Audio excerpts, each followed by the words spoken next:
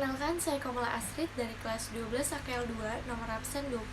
Di sini saya akan membahas materi mengenai komputerisasi data akuntansi desa. Yang pertama itu ada Siskedes atau Sistem Keuangan Desa. Itu merupakan salah satu software akuntansi lembaga atau instansi desa.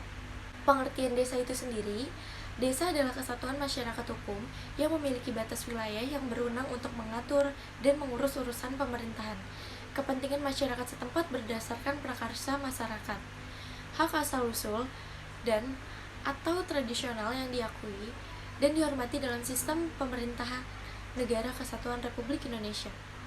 Pengertian Standar Akuntansi Pemerintahan atau SAP. Standar Akuntansi Pemerintahan atau SAP merupakan standar akuntansi dalam akuntansi pemerintah. Dalam hal ini cocok untuk akuntansi desa. Pemerintahan desa memerlukan informasi akuntansi sebagai bentuk pertanggungjawaban atas pemakaian anggaran dalam satu periode. Sistematika akuntansi desa. Standar akuntansi yang digunakan akuntansi desa ialah Standar Akuntansi Pemerintahan atau SAP untuk desa.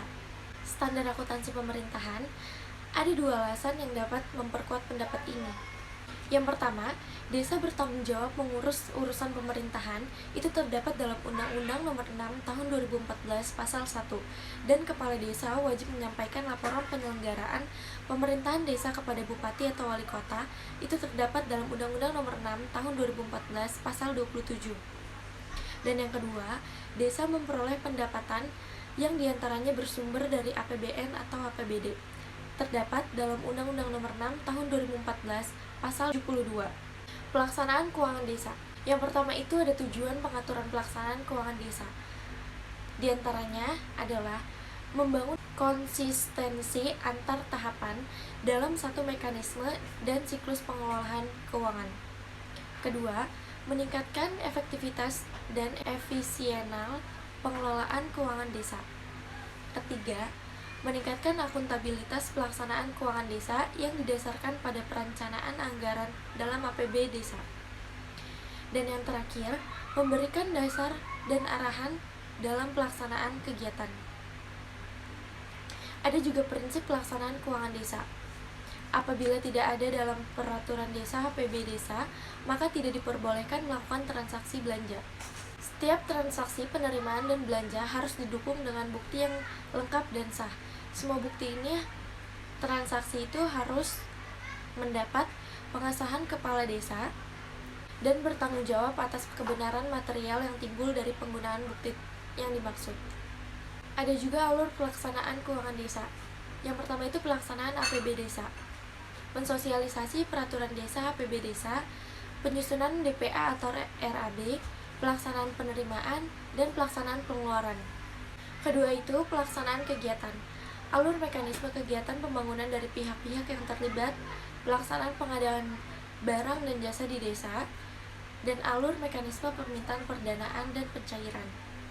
Dan yang ketiga, perubahan APB desa, yaitu penyusunan rancangan APB desa perubahan, penetapan APB desa perubahan, dan sosialisasi APB desa perubahan.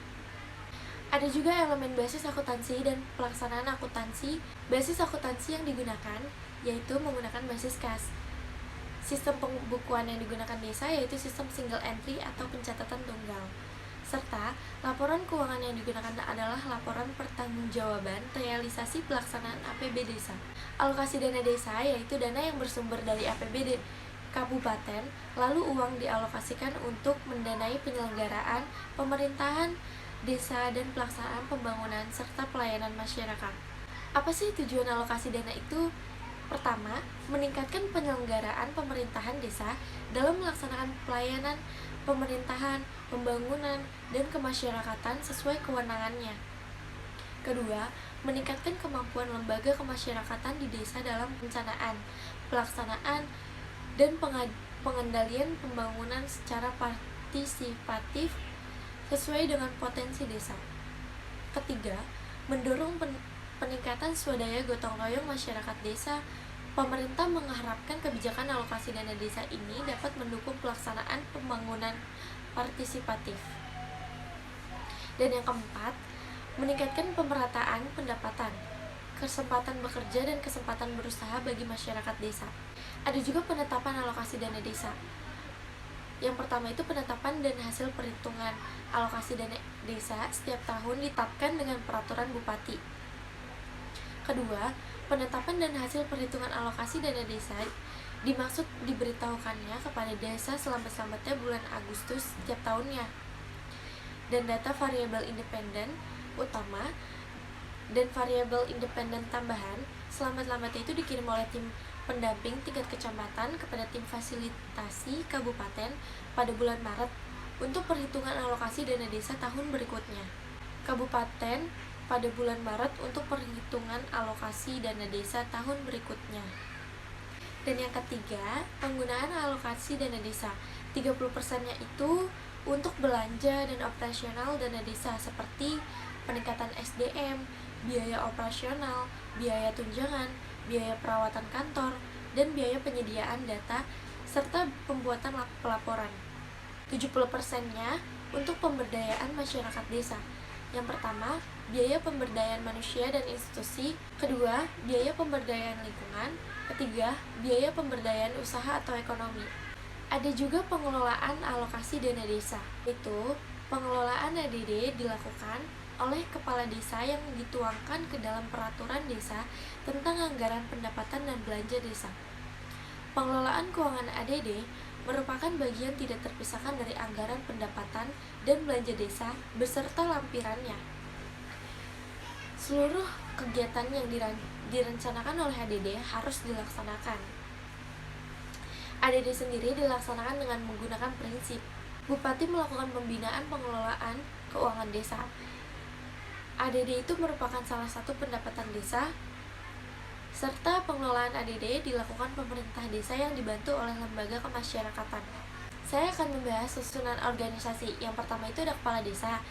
Tugas itu untuk menetapkan kebijakan tentang pelaksanaan APB desa, menetapkan pelaksanaan teknis pengelolaan keuangan desa atau PTPKD, menetapkan petugas yang melakukan pemungutan penerimaan desa, menyetujui pengeluaran atas kegiatan yang ditetapkan dalam APB desa, melakukan tindakan yang mengakibatkan pengeluaran atas beban APB desa.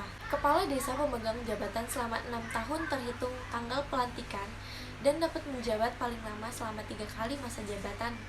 Sekretaris desa yang tugasnya itu menyusun dan melaksanakan kebijakan pengelolaan APB desa, menyusun rancangan peraturan desa mengenal APB desa, melakukan pengendalian terhadap pelaksanaan kegiatan yang telah ditetapkan, menyusun pelaporan dan penangguhjawaban pelaksanaan APB desa, melakukan verifikasi terhadap rencana anggaran biaya atau RAB, serta mendapatkan pelimpahan kewenangan dari kepala desa dalam melaksanakan pengelolaan keuangan desa.